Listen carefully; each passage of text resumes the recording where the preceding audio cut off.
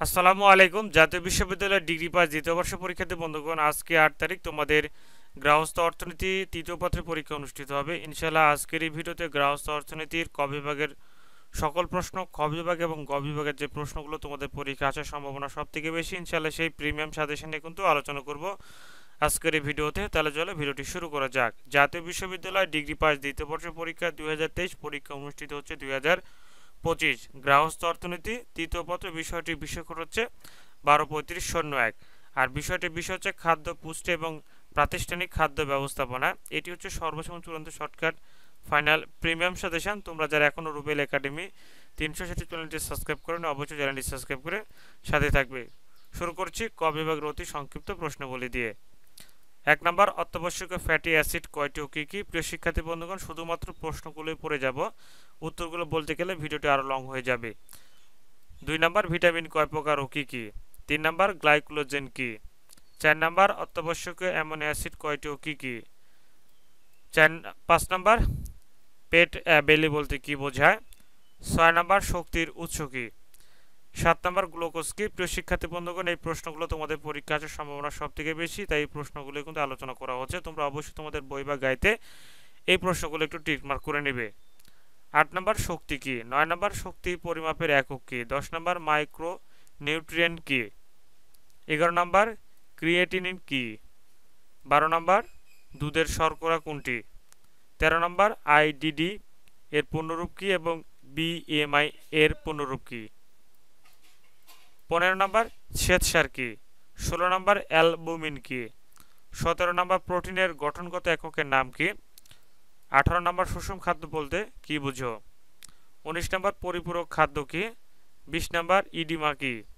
21 নম্বর, menu পরিকল্পনা কী? এরপরে 22 নম্বর, চর্বিতে দ্রবণীয় ভিটামিন কয়টি ও কী কী? 23 নম্বর, ভেজাল খাদ্য কাকে বলে? 24 নম্বর, লেশ কী? 25 নম্বর, প্রাতিষ্ঠানিক খাদ্য ব্যবস্থাপনা বলতে কী বোঝো? 26 নম্বর, খাদ্য সংরক্ষণ কী? 27 নম্বর, পচনশীল খাদ্য কী? 28 নম্বর, পাস্তুরাইজেশন কী? 29 নম্বর, প্যাকেট লাঞ্চ কী? 30 নম্বর, স্কুল টিফিন বলতে কী বোঝায়? 31 নম্বর, রন্ধনের 4টি পদ্ধতির নাম লেখো। 32 নম্বর, পথ্য পরিকল্পনা কী? 33 নম্বর, ইনসুলিন কী? 34 নম্বর, টিউব ফিডিং কী? 35 নম্বর, রক্তচাপ কী? 36 নম্বর, রক্ত স্বল্পতা কী? 37 নম্বর, কোন উপাদানের অভাবে গলগণ্ড রোগ হয়? 38 নম্বর, জন্ডিস কী? 39 নম্বর, প্লেগ্রা কী? 40 নম্বর, কোলেস্টেরল কী? 41 নম্বর, পথ্য কী? 42 নম্বর, প্লেগ্রা কী? 43 নম্বর, অস্টিওপাইরেসিস কী? তো এই ছিল ক বিভাগের মাত্র 43টি প্রশ্ন। ইনশাল্লাহ অবশ্যই কমপ্লিট করবে। এই প্রশ্নগুলো একবার করে পড়লেই কিন্তু তোমাদের মুখস্থ হয়ে যাবে। তো এই ছিল ক বিভাগের 43টি প্রশ্ন।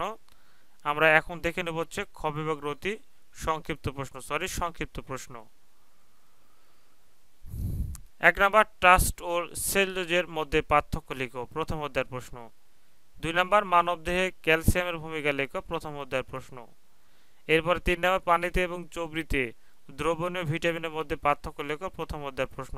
প্রথম অধ্যায়ের 3টি প্রশ্ন খুব গুরুত্বপূর্ণ, তাই কিন্তু এই 3টি তুলে ধরা হয়েছে। এরপরে দ্বিতীয় অধ্যায় থেকে মাত্র একটি প্রশ্ন, যেমন অত্যাবশ্যক ফ্যাটি অ্যাসিডের কাজ লেখো। এরপরে তৃতীয় অধ্যায় থেকে 2টি প্রশ্ন ধরা হয়েছে, যেমন পুষ্টি উপাদান কি, উপাদানগুলো উদাহরণ সহ উল্লেখ করো। এরপরে এনথ্রোপোটমিক পরিমাপের সুবিধা ও অসুবিধা লিখো। এরপরে চতুর্থ অধ্যায় মাত্র 2টি প্রশ্ন, এই 2টি প্রশ্ন পড়লে হবে চতুর্থ অধ্যায়ের। শিশুর পরিপূরক খাদ্য সম্পর্কে লেখো এবং স্কুল টিফিনের উদ্দেশ্যসমূহ লেখো। পঞ্চম অধ্যায়ের 4টি প্রশ্ন ধরা হয়েছে, যেহেতু পঞ্চম অধ্যায়ের অনেকগুলো প্রশ্ন আছে ইম্পর্টেন্ট, তার মধ্যে 4টি প্রশ্ন খুব ইম্পর্টেন্ট। খাদ্য সংরক্ষণ বলতে কি বোঝায় এবং তেল ও চর্বি পার্থক্য লেখো। খাদ্য নষ্ট হওয়ার কারণ কি কি এবং খাদ্য ক্রয়ের সাধারণ নীতিগুলো কি কি। ষষ্ঠ অধ্যায়ের 3টি প্রশ্ন কি কি, ডায়রিয়ার কারণ ও লক্ষণ সম্পর্কে লেখো এবং ডায়াবেটিস রোগের সমস্যাগুলো কি কি এবং জন্ডিস রোগের সমস্যা সমূহ লেখো। এরপর হচ্ছে গ বিভাগ, রচনামূলক প্রশ্নবলী। খাদ্যের শ্রেণী বিভাগ করো। খাদ্যের প্রধান 4টি কাজ লেখো। প্রথম অধ্যায়ের প্রশ্ন 3টি ধরা হয়েছে, যেমন প্রোটিনের খাদ্য উৎস, কাজ ও অভাবজনিত অবস্থা আলোচনা করো এবং পানির শুদ্ধতা বলতে কি বোঝায় দেশের এখানে বানানো একটু মিস্টেক হয়েছে, পানির কাজ ও চাহিদা বর্ণনা করো।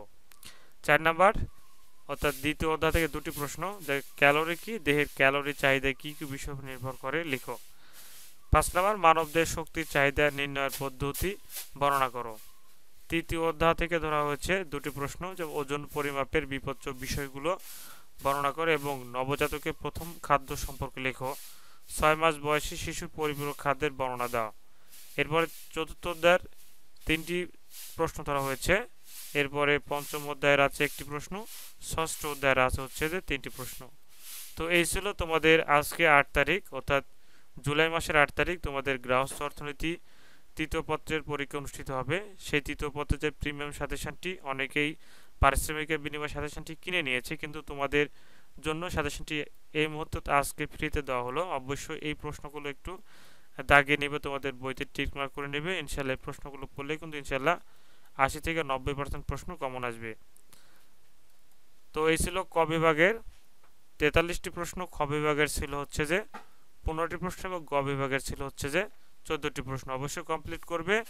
ভিডিওটি কেমন লাগলো অবশ্যই কমেন্ট করে জানিয়ে দেবে এবং চ্যানেলটি সাবস্ক্রাইব করে সাথে থাকবে। ধন্যবাদ। আসসালামু আলাইকুম।